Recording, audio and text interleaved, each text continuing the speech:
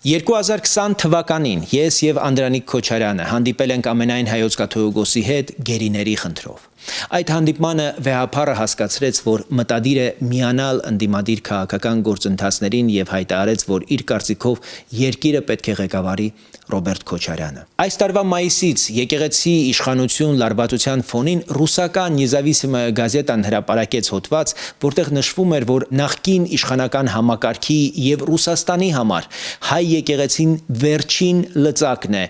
բաստիոնը։